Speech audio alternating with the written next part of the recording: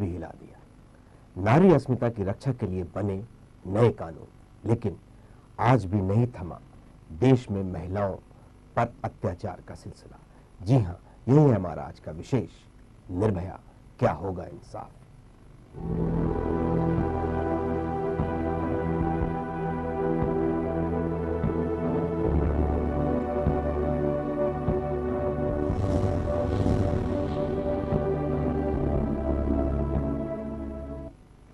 इस विषय पर हम अपने मेहमानों से चर्चा करेंगे, लेकिन उससे पहले देखिए ये दिल दहला देने वाली दास्तान। वो 16 दिसंबर 2012 की रात, वो बस दिल्ली में दौड़ रही थी। 16 दिसंबर वाली बस में वहशी सवार थे। जब चलती बस में 5 वहशी दरिंदों ने एक मेडिकल छात्रा के साथ दरिंदगी की सारी हदें पार कर दी थी, जिसके बाद पूरे भारत में निर्भया को इंसाफ दिलाने की मांग उठने लगी। लोग सड़कों पर उतर आए, पुलिस के खिलाफ नारेबाजी होने लगी। सड़कों से उठी आवाज संसद तक पहुंच गई और नए कानून बनाने की मांग होने लगी। फास्ट ट्रैक कोर्ट बनाए गए ताकि दोषियों को सजा मिल सके। इंसानियत को शर्मसार करने वाले इस हादसे को आज 3 साल हो चुके हैं, लेकिन बदला कुछ भी नहीं। आज भी बहन बेटियों की आबरू को लूटा जा रहा है। जब से शायद वक्त ही बीता और कुछ भी नहीं, क्योंकि आज भी कहीं 2 साल की बच्ची को अपनी बुरी नियत का शिकार बनाया जा रहा है, तो कहीं 5 साल की बच्ची का बचपन रौंदा जा रहा है। अगर आज के डेट में इस तरह के जुवेनाइल जो क्राइम कर रहे हैं उनको अगर छोड़ा जाए, तो हमें लगता है कि एक तरह से उनको राइट दिया जा रहा है कि अब तुम्हें नौकरी करने की जरूरत नहीं है, पढ़ने की जरूरत नहीं, कुछ भी करने की जरूरत है, क्राइम करो और हम तुम्हारे को 10,000 रुपया देंगे और दुकान भी खुलवाएंगे। तो केजरीवाल साहब या दिल्ली सरकार जो भी है, इन लोगों ने अच्छा नहीं किया महिलाओं की सुरक्षा के लिए। तभी निर्भया के शांति मिलेगी उसके सोल को। एंड ऑल्सो द पेरेंट्स जो सफर किया, उनको भी इतने जो तकलीफ हुआ है उनको भी अच्छा लगेगा कि इसको पनिशमेंट मिला करके, क्योंकि otherwise what are we doing, how can they just keep quiet the parents. Bharat में सरकारी खजाने का एक बड़ा भाग उन योजनाओं पर खर्च हो रहा है जो लड़कियों को बचाने और उनके सम्मान के लिए बनाई गई है। लेकिन तमाम सरकारी दावों के बाद भी लड़कियों और महिलाओं की स्थिति कैसी है, ये आपके सामने है। महिलाओं पर अत्याचार की हद तब होती है जब महिलाओं की सुरक्षा करने वाली पुलिस ही हैवानियत की सारी हदें पार कर देती है। थानों में बंदी महिलाओं से बलात्कार की घटना हो या फिर कांस्टेबल के द्वारा 7 साल की बच्ची के साथ रेप की कोशिश, केवल बलात्कार ही नहीं बल्कि महिला उत्पीड़न और अपराध के मामले में भी मध्य प्रदेश अव्वल नंबर पर है। अब आइए नेशनल क्राइम रिकॉर्ड पर एक नजर डालते हैं।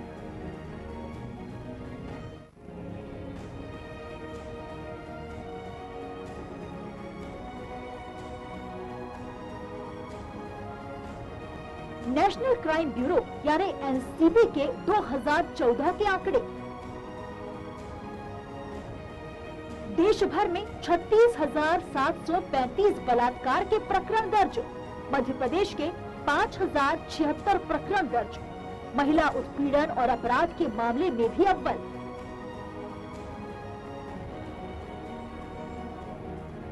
राष्ट्रीय अपराध रिकॉर्ड ब्यूरो एनसीआरबी के आंकड़े, 2008 में 2,937 महिलाओं के साथ दुष्कर्म, 2009 में 2,998 महिलाओं के साथ दुष्कर्म, 2010 में 3,135 महिलाओं के साथ दुष्कर्म।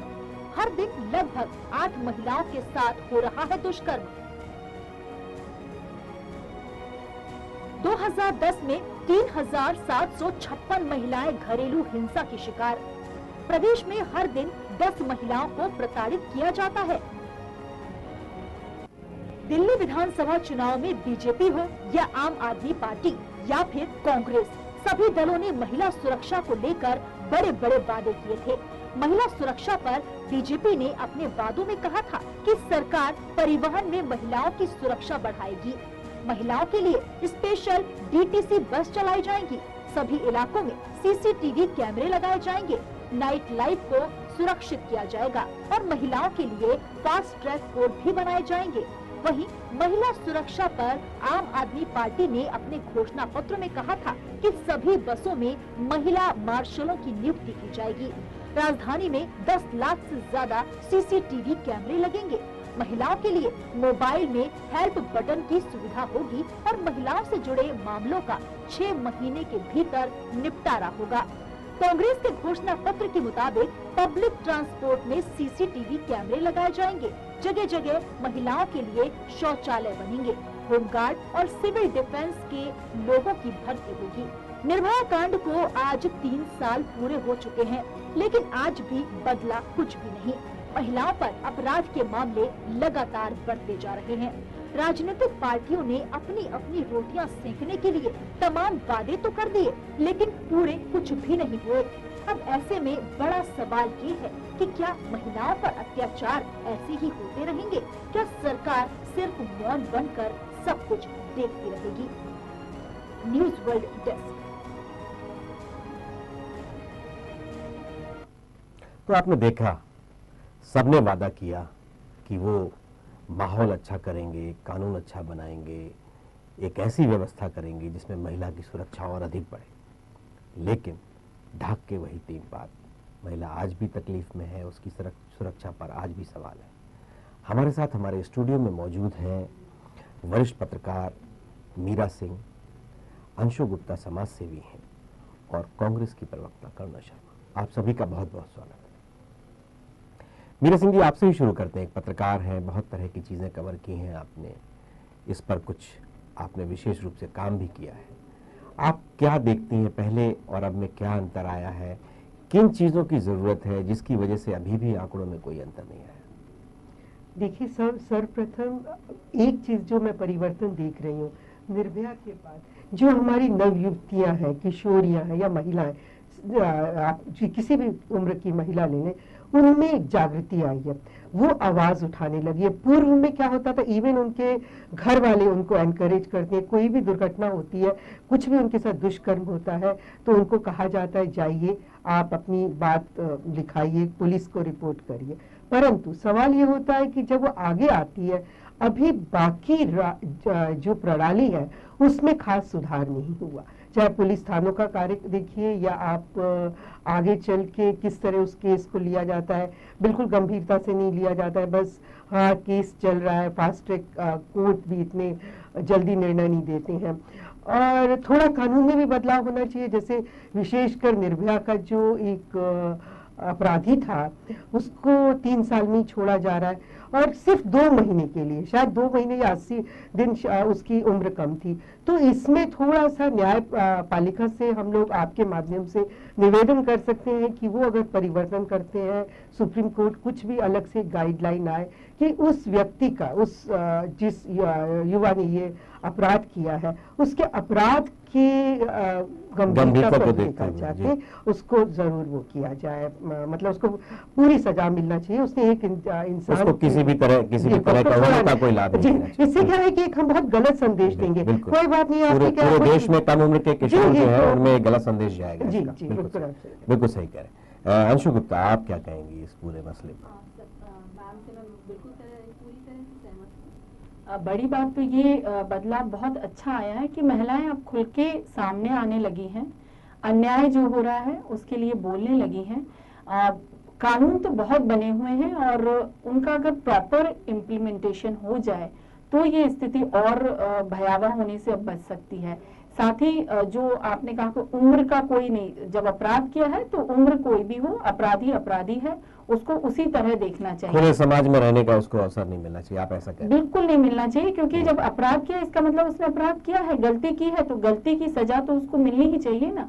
और साथ ही जो फास्ट ट्रैक कोर्ट है तो वहां पे भी न्याय, क्योंकि क्या हो गया है कि अपराध हो गया है, लड़की को दंड लग गया है, उसके बाद वो न्यायिक प्रक्रिया बहुत लंबी हो जाती है, समाज में ऐसे एग्जाम्पल सेट नहीं हो पाते। तो इस मनोवृत्ति के व्यक्ति जो होते हैं उनमें कानून का कोई भय नहीं रहता और जब कानून का भय नहीं रहता तो इस तरह की घटनाएं और होती हैं।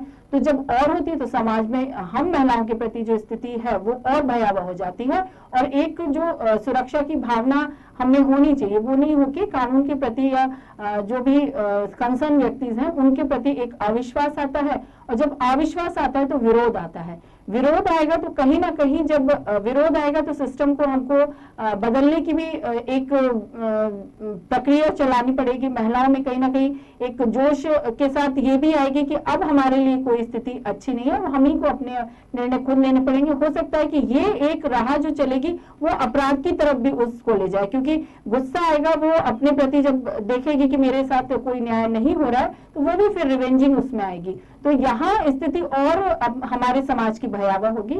तो सरकार को बहुत संवेदनशीलता के साथ इस चीज को समझना चाहिए कि महिलाओं सरकार के साथ साथ समाज से कैसी है? आप समाज से भी हैं, समाज पर बहुत से काम करती हैं। समाज का व्यवहार कैसा होना चाहिए? महिला का खुद महिला किस तरह से व्यवहार करे, समाज में अन्य लोग कैसा व्यवहार करें?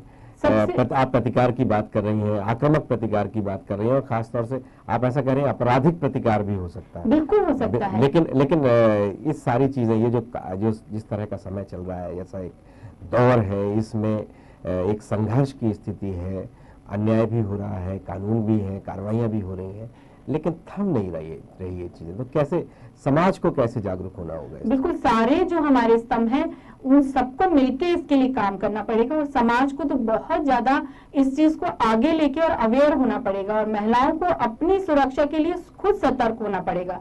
क्योंकि कोई भी एक सुपर हीरो आके इस तरह का इमेजिनेशन नहीं करना पड़ेगा कि कभी हमारी पौराणिक कथाओं में रहा होगा या फिल्मी या किसी और सीरियल्स में रहा होगा कि चलो आपके ऊपर एक विपत्ति आई है और कहीं से एक हीरो प्रकट हो गया।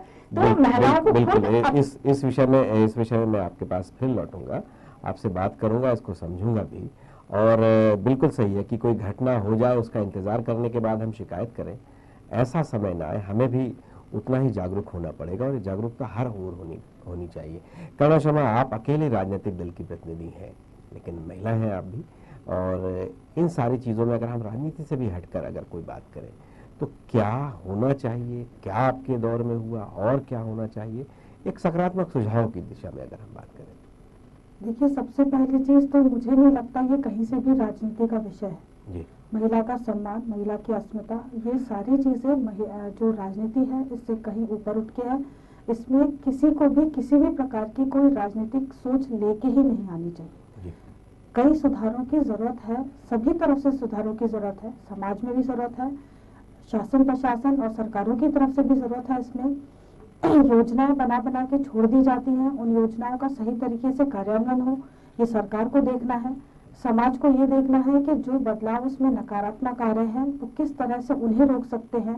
जो घर के बड़े बूढ़े हैं या जो कुछ समाज के कह लीजिए समूह बना के या जिस भी तरह से है, नकारात्मक दिशा में अगर आप देख रहे हैं कि आपके आसपास की युवा जा रहे हैं या आसपास आपको कुछ तरह का दिख रहा है, तो वो सभी की जिम्मेदारी बराबर बनती है। इसमें सिर्फ आप ये कहें कि सिर्फ राजनीतिक दल जिम्मेदार हो जाते हैं या कोई वर्ग विशेष या कोई आयु विशेष जिम्मेदार हो जाता है, तो ये सबकी एक सामूहिक जिम्मेदारी है जिसको सभी को मिलकर निभाना पड़ेगी, और सबको सिर्फ कहने के लिए या बताने के लिए नहीं, धरातल पर प्रयास करना होंगे, तभी हम कहीं जाके इसमें सफल हो पाएंगे। आजकल बड़ा समाज में खुलापन भी आ रहा है, आज़ादी का दौर भी है, चाहे बच्चा हो चाहे बच्ची, और एक मौका भी है ऐसा, सोशल मीडिया है, मोबाइल जैसी चीज़ें हैं, ऐसा बहुत सी चीज़ें हैं। अब वो दौर नहीं रहा कि किसी के साथ संपर्क बहुत कठिन हो, अब बहुत आसान है। किसी दौर में संपर्क बहुत दुर्लभ था, तो वो समय बदल गया, समाज में ये परिवर्तन आया है। और अब तो कुछ हद तक एक चलन सा है कि अगर किसी का बॉयफ्रेंड नहीं है, किसी की गर्लफ्रेंड नहीं है, तो शायद वो बैकवर्ड है, पिछड़ा सा हुआ है। समाज में एक ऐसी सोच भी है। तो ये इस तरह के दोस्त चुनने का भी एक जो मौका है, या कुछ ऐसा होता है कि पूरे बच्चे किसी एक बच्चे के घर में पूरी रात गुजारते हैं, चाहे वो लड़का हो चाहे लड़की हो।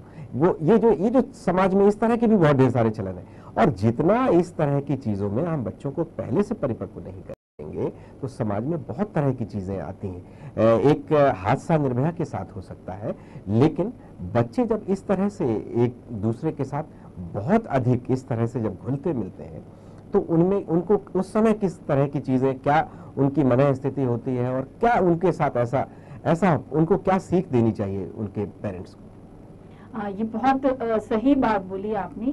अभी जो सिनेरियो है वो इसी तरह का कुछ होता जा रहा है कि इसमें सबसे बड़ी जो बात देखने में आ रही है वो ये है कि हम पेरेंट्स के पास ही टाइम नहीं है अपने बच्चों के साथ समय बिताने का। तो जहाँ ये लैकिंग आ रही है तो बच्चा अपनी कंपनी ढूंढ रहा है, उसे भी अपनी मन की बात कहनी है, अपने अंदर जो उद्गार आ रहे हैं उनको शेयर करना कहीं, तो कहीं ना कहीं वो अपने एक अनुकूल एनवायरनमेंट ढूंढता है। तो सबसे बड़ी बात है कि हम माओ की जिम्मेदारी बनती है, पिताओं की जिम्मेदारी भी बनती है कि अपने बच्चे की एक्टिविटीज जो भी हैं उन पे ध्यान रखें, ज्यादा से ज्यादा अपने बच्चों उनसे दोस्ती कर ले और उनकी सब बातें, बिल्कुल ऐसा व्यवहार उनके साथ करें कि बच्चा खुल के अपनी बात कहे। और बातों ही बातों में, ये देखिए कोई जादू की छड़ी नहीं कि एक दिन में बच्चे में सब परिवर्तन आ जाएगा। धीरे धीरे बातों ही बातों में बच्चों को इस तरह के संस्कार दें और सारे फैक्ट एंड फिगर्स के साथ उनको बात करें, खुल के घर में चर्चाएं हो। तो जब बच्चा परिपक्व होगा मानसिक स्तर पे तो जरूर डेफिनेटली गलत दिशा की तरफ जाएगा ही नहीं। वो अपना अच्छा बुरा काली कोठरी में भी होगा तो वो वहां पे भी अच्छा बुरा अपना समझ लेगा। तो जरूरी ये कतई वो गलत बात नहीं है कि बच्चा अपने दोस्तों के साथ समय ना बिताए। लड़कियां और पुरुष, लड़के मित्र नहीं होने चाहिए, बिल्कुल होने चाहिए। समझदारी वही है कि हम गलत, एक मर्यादा है, एक सीमा है, बिल्कुल गलत दिशा की तरफ ना हो, भ्रमित ना हो और अपने भविष्य के साथ खिलवाड़ ना करें। तो ये हमारी जनरेशन मतलब पेरेंट्स जो है उस जनरेशन का पूरा एक कर्तव्य बनता है और एक बहुत बड़ी चिंता भी बनती है कि अपने बच्चों को क्या डायरेक्शन देना है। तो जो पेरेंट्स इन चीजों के साथ अपने बच्चों को टैकल कर रहे हैं, ये संस्कार दे रहे हैं, उनका आंकड़ा आप देखिएगा वो बच्चे बहुत अच्छा काम कर रहे हैं। ऐसा नहीं कि सारे बच्चे गलत हैं, पर जिन माँ बापों में आपस में अच्छी अंडरस्टैंडिंग नहीं है, अच्छी बॉन्डिंग नहीं है और माँ भी अपने बच्चों को इतना समय नहीं दे रही है, पिता भी नहीं दे रहे हैं, तो वहाँ कहीं ना कहीं ट्रैक से भ्रमित हो रहे हैं। क्या लगता है, आप तीनों से मैं सवाल करूंगा, क्या लगता है हर बात पे टोका टाकी होना चाहिए? ये मत करो, यहाँ मत उठो, वहाँ मत देखो, इसके तरफ मत देखो, ये टोका टाकी होनी चाहिए या उदाहरण के साथ चीजों को बताना चाहिए कि ऐसा हुआ, ये ऐसा है, वो वैसा है? मैं अपना ही एक उदाहरण आपको देता हूँ कि बीते साल मेरी बेटी उस प्रेशर कुकर खोल के उसने अपने आप को जला लिया, उसने पूरा पानी पलटा लिया अपने ऊपर और मैं घर में था उस समय। और उस समय जब उसने इस तरह से वो जो हादसे का शिकार हुई, वो ये डर गई थी कि कहीं प्रेशर कुकर फट न जाए। मैं घर पे था, शायद मुझे लगा उस दिन जब उसने उस हादसे को अंजाम दिया तो शायद मुझे लगा कि मैं शायद उससे उतना करीब नहीं हो पाया, अपने बच्चों से उनका उतना दोस्त नहीं हो पाया कि उसे झिझक थी कि पापा को पता चलेगा कहीं गुस्सा ना हो, वो झिझक थी और उसने एक हादसे को अंजाम दे दिया। तो उस दिन के बाद से मैंने और कोशिश की कि अपने बच्चों से और खुलकर बात करूं।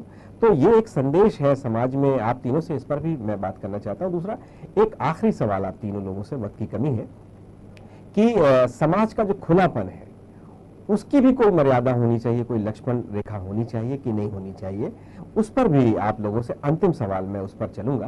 और अंशु गुप्ता, आप ही से मैं इस पर आपकी अंतिम प्रतिक्रिया लेता हूं, फिर मीरा सिंह जी आपके पास सबसे अंत में आऊँ। जी मैं अंशु गुप्ता जी से पूछ रहा था इस पर। जी देखिए, खुलापन आप किसको कहेंगे?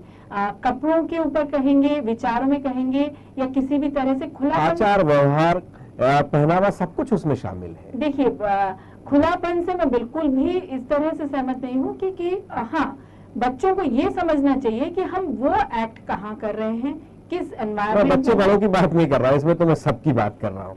कोई बच्चा बड़ा नहीं है इसमें तो सभी है, पूरा समाज है, क्या महिला क्या पुरुष, सब। वो जगह चिन्हित, देखिए एक शायद इंडिया में वो जगह है या नहीं, पर बहुत से विदेशों में ब्रूथल्स नाम की जगह होती है, तो वहाँ एक आइसोलेटेड एरिया होता है जहाँ अपनी डिजायर्स लोग पूरी करते हैं। तो ऐसे एनवायरनमेंट, क्योंकि इंडिया में ऐसी कोई शायद सरकारी प्रक्रिया है ही नहीं, तो जिन कानून में इस तरह के आने चाहिए चीजों को, तो वो खुलापन, देखिए बायोलॉजिकल चीज है, इस चीज को हमको समझना भी होगा, सरकार को, समाज को, सबको समझना होगा, समझना और स्वीकारना भी होगा। बिल्कुल स्वीकारना पड़ेगा। आप वेगों को कहाँ तक दबा के रखेंगे, पर उन चीज को संस्कारों के साथ भी समझना होगा, समाज को इस तरह भी लेना पड़ेगा कि हम इन तरह की एक्टिविटी को बिल्कुल बिल्कुल कैसे करें, किस मर्यादा तक रखें उसे। बिल्कुल। कमल शर्मा, आप क्या कहेंगे इसमें? कीजिए, लेकिन मैं थोड़ा सा असहमत हूँ अपनी बहन की इस बात से, जी। क्योंकि देखिए, आप जिस परिवेश में रहते हैं, आप जिस देश में रहते हैं, आप उससे बाहर नहीं जा सकते। यही वो भी कह रही है, वो भी यही कह रही है, वो भी यही कह रही है। समझना पड़ेगा बायोलॉजिकल चीजों को कैसे नकार सकते हैं। देखिए, उसमें थोड़ा आप इमोशंस को इनकार नहीं कर सकते नहीं कर सकते, लेकिन देखिए, वेस्टर्न कल्चर और हमारे कल्चर में आज भी जमीन आसमान का फर्क है। उनके लिए कुछ चीजें बहुत नॉर्मल है, हमारे लिए वो चीजें आज भी उस श्रेणी में नहीं आती हैं। हमारे देश की सभ्यता संस्कृति क्या है, हम किस चीज को उच्चता मानते हैं, कहाँ हमारी मर्यादा शुरू होती है, उन चीजों में आज भी उनमें और हमें फर्क है। हमें हमारे घर के जो संस्कार है, मैं इसमें वो रूढ़िवादी बातें नहीं कर रही हूँ कि बच्ची पढ़े ना या बच्ची काम ना करे या जो लड़के हैं उनसे मित्रता ना करे या कहीं बाहर ना निकले, लेकिन आप अपने देश की, अपने घर की मर्यादा, अपने आसपास की आबोहवा, अपनी संस्कृति, अपनी मर्यादाओं का ध्यान रखें। उच्चता किसको कहते हैं, जो खुलेपन का नाम पे आजकल कई जगह यूज किया जाता है। खुलापन लाना है तो पहले विचारों का खुलापन लाइए। बहुत ऐसे आपको जगह मिल जाएंगी जिन घरों में आपको देखने में, आचार व्यवहार में, कपड़ों में तो बहुत मॉडर्न लोग दिखाई देंगे, लेकिन उन्हीं घरों में जब आप जाएंगे तो विचारों में इतना ज्यादा कठोरता देखने मिलेगी कि आपको विश्वास नहीं होगा कि क्या ये वही लोग हैं जो अपने आप को सो कॉल्ड मॉडर्न कहते हैं। तो पहली चीज तो ये है कि आपको उच्चता और मर्यादा में कपड़ों की साइज कम हो गई, लेकिन सोच का दायरा अभी उतना ही सोच का दायरा संकुचित है। जी, सोच का दायरा बिल्कुल। कमल जी, मैं अब आपको रोकूंगा। मीरा सिंह जी, आप क्या कहेंगे? देखिए, जो कपड़ों की बात हो रही है, मैं उसी मुद्दे को थोड़ा आगे बढ़ाना चाहूंगी। मैंने कि आपसे भी पूछना चाहूंगी, जब हम अपनी भारतीय संस्कृति की बात करते हैं तो हमारी संस्कृति तो बहुत पुरानी है। आप अजंता एलोरा की केव्स देखिए ना, उस काल की जो पोशाक क्या आज की महिलाएं धारण करती हैं, नहीं करती है। अगर वो करके कोई सड़क पे निकल जाए तो वो एक कदम नहीं चल पाएगी। तो ये सब एक काल समय की धारा के साथ सब प्रभावित होता है। इसका मतलब ये है कि उस काल के पुरुष बहुत सभ्य थे, बिल्कुल वो अपने आप पे उनके जिसे कहते हैं, जो हमारी संस्कृति की जब की बात है, ब्रह्मचर्य का पालन करते थे। आप जाके देखिए ना, अजंता एलोरा में किस तरह की पोशाक धारण किया जा सकता था। तो कोई लड़की अगर इस तरह की पोशाक धारण की है, कोई महिला, तो आप उसके आधार पर उसके चरित्र का बिल्कुल निर्णय नहीं ले सकते। इसीलिए मैंने पहले मसला उसके चरित्र का नहीं, मसला उसके चरित्र का नहीं।